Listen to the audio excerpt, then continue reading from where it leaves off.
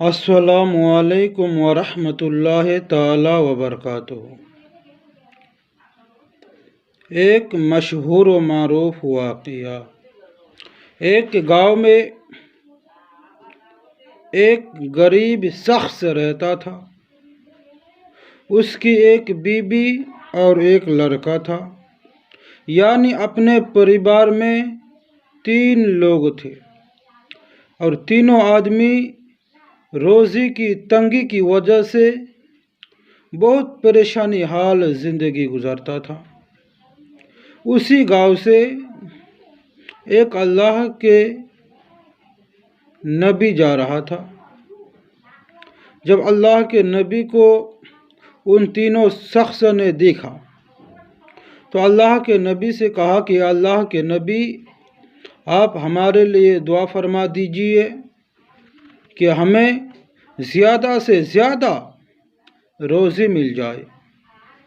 तो अल्लाह के नबी ने बारगाह इलाही में दुआ की तो अल्लाह तबारक व तआला इरशाद फरमाता है कि ए मेरे महबूब, इस शख्स के लिए जितना है इतना ही काफ़ी है, क्योंकि ज़्यादा इस शख्स के नसीब में नहीं।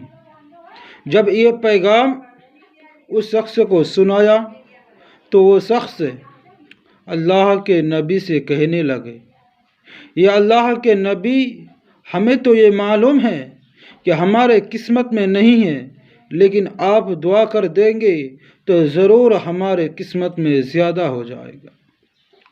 तो अल्लाह के नबी ने अल्लाह रब्बुल इज़्ज़त की बारगाह में दुआ की कि या अल्लाह, इस शख्स को ज़्यादा से ज़्यादा रोज़ी दिया जाए।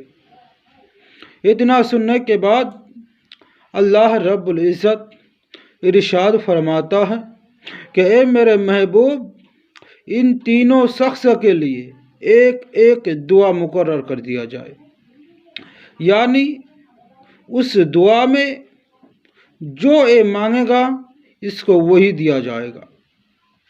इतना सुनने के बाद अल्लाह के नबी ने उस शख्स को एक पैगाम दिया कि तुम तीनों के लिए एक एक दुआ है। इन दुआओं में से अगर कोई गाड़ी मांगा तो उसे गाड़ी मिल जाएगा, कोई सवारी मांगी तो उसे सवारी मिल जाएगी, यानी जो कुछ भी मांगना है एक दुआ में मांग लो। तो तीनों दरिया में नहाने के लिए गए। पहले उस शख्स सबसे पहले दरिया में नहाने के लिए गया और कहा कि मैं नहा करके आता हूँ। आने के बाद तीन आदमी है हम लोग, तीनों एक एक दुआ कर लेंगे। कोई सवारी मांग लेंगे और कोई दौलत मांग लेंगे और कोई मकान मांग लेंगे, यानी उन तीनों ने एक एक करके दुआ मांगेंगे और तीनों की दुआ अल्लाह रब्बुल इज़्ज़त कबूल फरमाएगा। वो शख्स नहाने के लिए गया, तब तक उस औरत, उसको भी एक दुआ मिली थी, जो वो मांगेगा उसे वही मिलेगा। उस औरत ने क्या कहा? उस औरत ने कहा कि मेरा शौहर तो अभी नहाने के लिए गया और मुझे एक दुआ मांगने की इजाज़त है। मैं ये दुआ मांग लेता हूँ कि मैं जवानी हो जाऊँ और ये दोनों बाप बेटे एक सवारी मांग लेंगे और दूसरा मकान मांग लेंगे, फिर हम खुशहाल ज़िंदगी गुजारेंगे। इतना सुनने के बाद वो औरत दुआ की तो अल्लाह रब्बुल इज़्ज़त ने उसकी दुआ को कबूल फरमाई और उस औरत को जवान लड़की बना दिया और खूबसूरत बना दिया। उसी वक्त उसी दरिया के किनारे से एक बादशाह का लड़का सवारी पर जा रहा था। उसने देखा कि दरिया के किनारे एक खूबसूरत लड़की, उस बादशाह के लड़के ने उस लड़की को पकड़ा और पकड़ने के बाद वो अपने सवारी पर बैठा करके लेके चला गया। जब लेके चला गया, फिर वो शख्स دریا میں سے نہا کر کے آنے کے بعد اس کے لڑکے کو پوچھتا ہے، اے میرے بیٹے، تمہارا امی کہاں ہے؟ تو اس لڑکے نے کہا، ابا جان، امی نے یہ دعا کی کہ مجھے جوان کر دے، اور اس دعا کو اللہ نے قبول فرمایا اور میرے امی جوان ہو گئی۔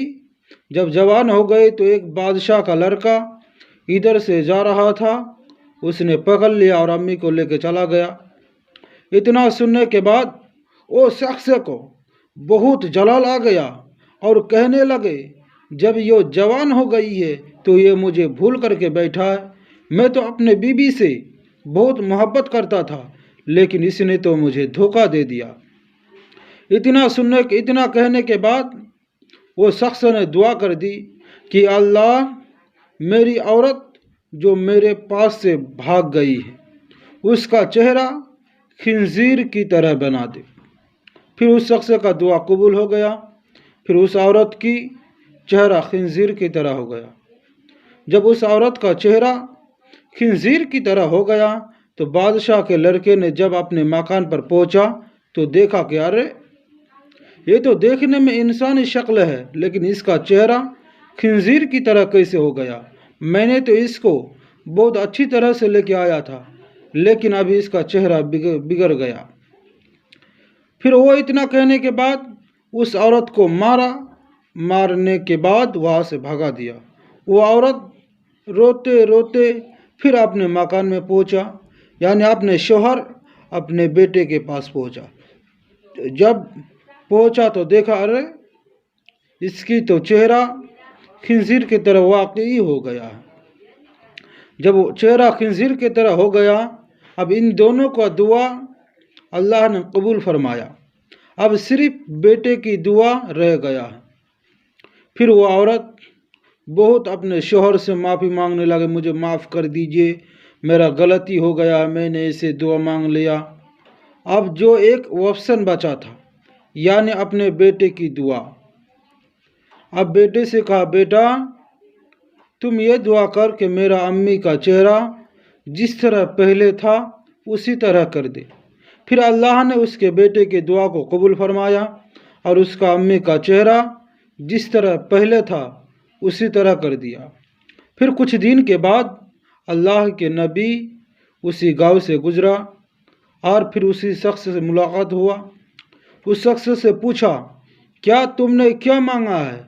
تمہیں تو 3 دعا میں نے اللہ رب العزت کی بارگاہ میں سے لے کر کے دیا تھا۔ تو اس شخص نے پورا واقعہ کو بیان کیا۔ تو اللہ کے نبی نے کہا کہ میں نے تمہیں پہلے ہی کہا تھا کہ تمہارے قسمت میں جتنا تھا یہی تمہارے لیے بہتر ہے، لیکن تم نے مانا نہیں۔ اتنے میں اللہ رب العزت ارشاد فرماتا ہے، اے میرے محبوب، جس کے قسمت پر جتنا ہے اتنا ہی اسے ملے گا، چاہے بندہ کتنا بھی کوشش کرے، قسمت کے آگے نہیں جا سکتا ہے۔ اللہ تبارک و تعالیٰ سے دعا ہے کہ ہمیں اس واقعہ پر عمل کرنے کی توفیق عطا فرمائے اور دوسروں کی چیز دیکھنے سے بچنے کی توفیق عطا فرمائے، یعنی ہمارے قسمت میں جتنا ہے اللہ رب العزت ہمیں اتنا ہی دے گا۔